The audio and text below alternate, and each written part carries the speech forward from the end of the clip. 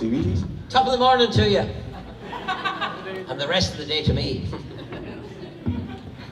So we're gonna go straight to you guys' questions. So if you have questions for either of our guests, please feel free to put your hand up and I'll bring the microphone around to you and you can ask away.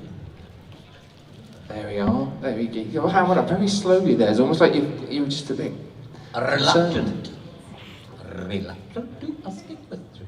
What was it like working on the Hobbit trilogy? Hell.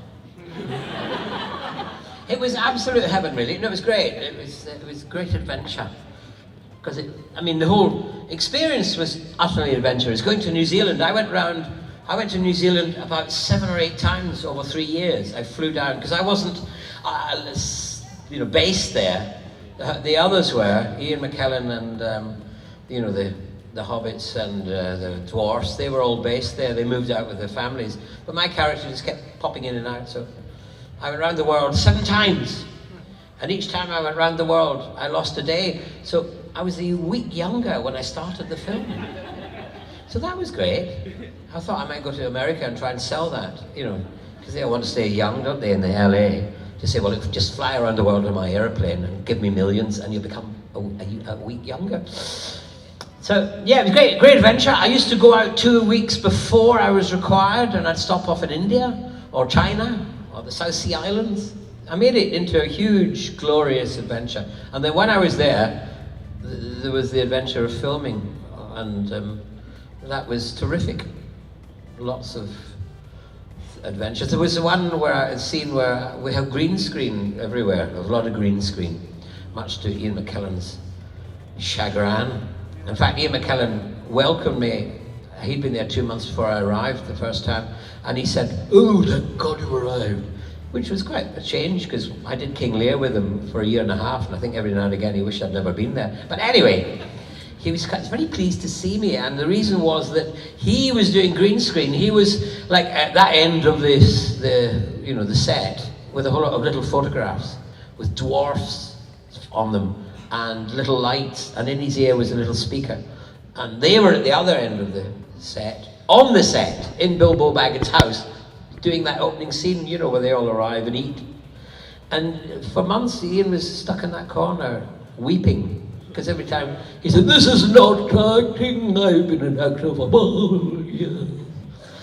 That's how he talks. Anyway, when you hear the voice on the screen, that's acting, but the real, I'm lying through my teeth. But anyway, he was very, very, very pleased to see me, because we were in the same scenes together, so you could make eye contact and act that way. But there's a lot of green screen was going on, and I was out behind a sledge, and they were doing filming of the sledge from down below in this green room with green men dressed up, making the sledge go up and down, because it was on a big rubber ring covered in green. So it was green everywhere, green men. It looked like an artwork. It was just weird. And I was hanging on like grim death onto this sledge. And then they said, it was all padded in green, and then they said, we wanted to do a shot underneath, up, looking up at the sledge. So they took away all the padding, all the stuff, and they got down there, and they got the shot they wanted. And then they put all the green back. And then we were doing it, and they said to me, do a double take, and I did one, and they said, a bigger one, and like that. And I flew off the sledge, and I landed on the ground, but they'd forgot to put the padding on it, so it was concrete. So I landed, as my bum hit it, I went, wow, and then my head started to come down. And I actually did hit the concrete, because I remember feeling, you do in slow motion, I felt my brain moving in my head. But as luck would have it, luckily it was in New Zealand, and what's their best sport? Rugby. And luckily enough, there was a rugby player there, and he dived and got my head before the full force of it hit the ground, the concrete ground. And he saved me from something. I could have had knocked myself out, or I could be, oh, like that, no. Oh, slub. Anyway, it could have done me damage. It was an adventure, as I said. Were there any other times like that on Doctor Who where things nearly went horribly wrong for either of you, and you had to kind of be saved, or you had to act quickly to stop something bad happening? Indeed. I became a superhero for a few minutes. Yes, Sophie will tell you the inside story, and I'll tell you the outside story, because she was inside and I was outside. And this is what happened. So, Yes. this battlefield. It was a dark night. we haven't got much time left. No. The studio day. Yes. It's coming towards the end of the day, and everybody's gone a bit bonkers, because that's what happens. So I rush over to this tank in the corner of the studio, and I get lowered into the tank by the visual effects guys who are up at the top. Yes. And then they started pumping water in. And it was nice warm water, which made a change, because they usually chucked me into cold water. So I'm kind of having a nice time, and by that time the director kind of had lost his marbles, hadn't he? And he came down from the gallery to direct on the studio floor, but Sylvester realised that I couldn't hear what he was saying, because all I could see was this man going... And then...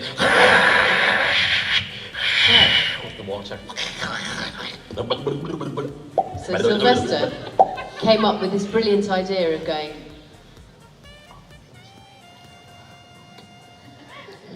Well, I'd done Vision On, you see. Anyone So who's we seen had Vision this On will know yeah. that is. It's a We visual had program. this, fantastic hand signals. So I was like... And then this water, as you say. And then I did a few scenes, and the director was... I could tell the cameras were on, so I was going, "Doctor! Doctor!" in this rather pleasant warm water inside the tank. Meanwhile, outside the tank, over to Sylv. Yes, I was suddenly, you know, the water was going up and the scene was going on, and I was going, "Ah, don't, Ace, don't worry, Ace," running back and forward. And then I suddenly noticed the glass was doing what the glass shouldn't do. It started to bow. It bowed out, and I realised it was about, I saw a crack, and I thought, and by then there was tons of water. Sophie was in real way up to here in water, and there was so much water in there, I envisaged that she would be, you know, pushed out and cut to pieces perhaps, or made electrocuted, you know, or drowned or died. Anyway, it was a serious moment, and I also realised that I had, what I said next, it was important to save Sophie, and I said with all conviction, the best Doctor Who conviction I can was, "Get her out of there at once!" And the guys just did it. I mean, they did it. They went, wham, because Sophie was going, "Help, help!" And they put their arms down and whoosh, Sophie was pulled out, whoosh, crack, smash, bang, water, whoosh, come terribly out. And suddenly I realised all this electricity all over the floor, so I ran and shouted, "Switch off the electricity!" And I ran for some wooden stairs, because, you know, I had my head about me, if you know what I mean. Anyway, so I saved Sophie's life. And it was weird.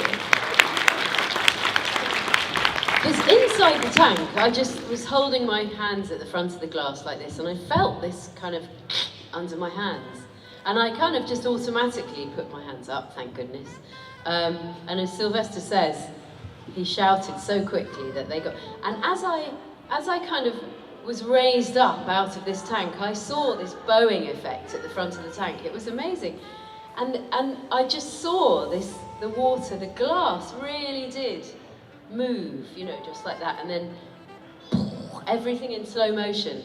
And it just poured all over the studio floor. And there was so much water that they had to put sandbags around everywhere. It was dripping down to the basement, and they couldn't film. I think only Fools and Horses was due to go in there the next day. They couldn't do that. They had to move it to another studio. Although they kept the weather program in there because it was raining all the time anyway. So it was I get to still star in the BBC health and safety training video, along with Anthea Turner from Blue Peter, her hair being set alight by fireworks or something out of the...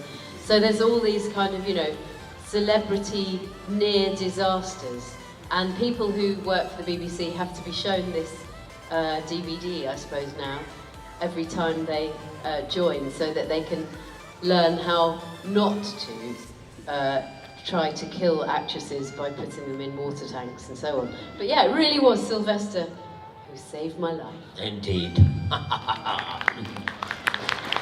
Yeah, but the thing is that in this video, they cut me out. Yeah, so how? I mean, yeah, but also it could be a learning curve. They could learn how to get someone out of that situation, i.e. shout bloody loud. Actually, no, your voice is on the... Is it? Yeah. All right, I didn't know that. It is. Oh, Yeah, yeah. Next question, Because please. you can hear, and as soon as it happens, this crack, as soon as it happens, he shouts. Yum. Saved her. Got a question here from a young man with a apt top. which was your favourite episode of Doctor Who to film? I know mine. Yeah, I know mine. Do you want to go first, or shall I go first? You go first. Okay. And so what happened was, well, I was that filming it this, and it was a great yeah, scene. it was And then I think, really and then great. mine It was bang, cool, and yeah, and then we. Sorry. No, you go. It was, I think mine was The Curse of Fenric. Ace had such a lot to do in this story. It was set in the Second World War. Which is interesting doing a historical story anyway. It had some great people in it, and the weather was a bit weird, but it was Ace's backstory. So for me, it was very satisfying as an actress to be doing shouty acting, cryy acting, jumping in the watery acting, normal acting, running acting, jumping acting, all those sorts of, it sort of ran the whole gamut of the emotions. Jumping out of a window with a baby acting, all that sort of stuff.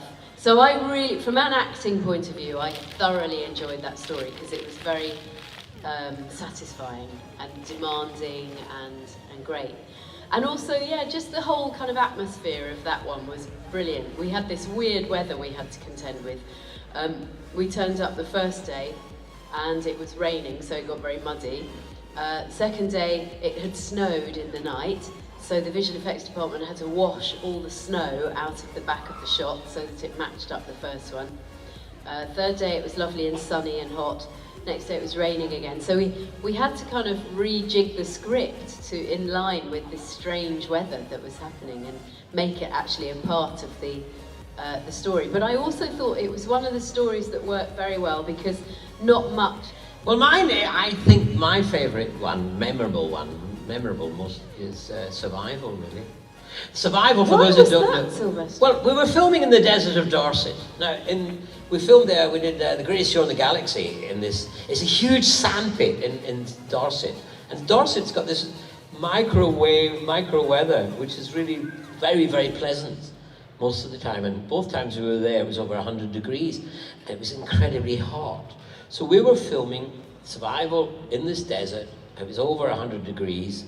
And there were a lot of cat people, and girls all dressed up in fun fur, you know, cats, and makeup and ears and whiskers and you know, and there was no shade anywhere. It was incredible. We were hot and it was uncomfortable. Luckily, I had my umbrella, and Sophie and I stood under the umbrella to keep the sun off us because it was incredibly warm. So, cut to the day, and one of the girls completely freaked out. She couldn't bear the heat, and who could blame her? Anyway, she stripped off her costume and was last seen running over a sand dune. The only problem was she forgot she was only wearing a thong. So for some reason, that's the one that sticks in my memory. We have a question from a young fan here. I have Ghostlight on DVD. I still have no clue what it's about. Do you have any idea what it's Never. about? I had no idea what it's about. I was hoping young people nowadays come along and say, yes, I know what it's about. You might know what it's about, but I never knew what it was about. It was also badly edited. I mean, I think it was supposed to be 4 stories, and then John Nathan Turner was trying to cheat in the 4th episode, you know, of it, but the BBC above said no, and they had to cut it really quickly and badly, and therefore that's why it didn't make any sense. But I believe there's a book of it, isn't there? Have you read it? Did it make sense? Oh, good. Sophie will tell you what it means. I've forgotten though. All right, okay. Well, I remember getting the script, and we used to get the script sent to us in the post, and you could kind of weigh the script and go, oh yes, this is a 3-episoder. Oh yes, this is a 4-episoder. Now Ghostlight came through and it was definitely, oh yes, this is a 4-episoder. However, it had to fit, as you said, into 3. So we did the read through, and I seem to remember understanding completely what it was about evolution, about recording life on this planet Earth. It was about Darwinism, origin of the species and survival of the fittest. It was about time, It was about all sorts of interesting concepts, and I really loved it for that, for the kind of complexity of the story. And then at the read-through, we realised it was far too long. So already, the kind of extraneous scenes were then cut. And then as we started rehearsing, because the thing is, writers don't always allow for how long it's going to take to kind of create action in the scene.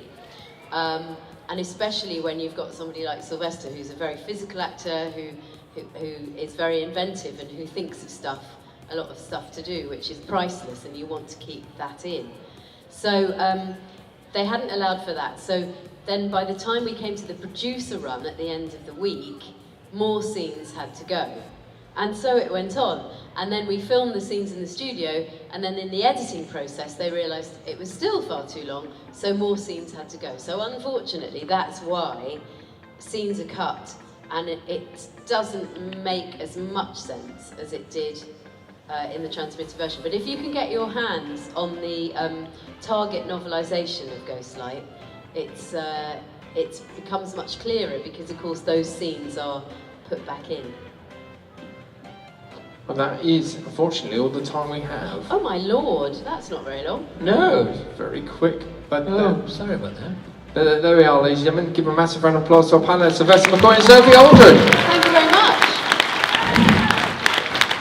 And both Sylvester and Sophie are at the signing area today, and you can... Oh, actually, there's just one thing. Can I ask go. a huge... well, it's actually giving you something, giving you a prezi today.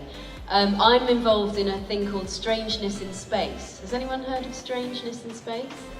Now, it's a free podcast to download. So if you've got your phones with you, why don't you just get your phone out now and go onto our website, which is www.strangenessinspace.com. It's a comedy I've been doing with Trev and Simon, and we've just finished doing episode 4, it's just gone out. But you don't have to listen to them in any particular order. So I would advise you today, if you possibly can get 20 minutes spare to listen to episode 4, there's a nice little surprise at the end of it, which you might like today. So just download it for free and enjoy the madness. Thank you very much. And don't forget, if you have your photo shoot with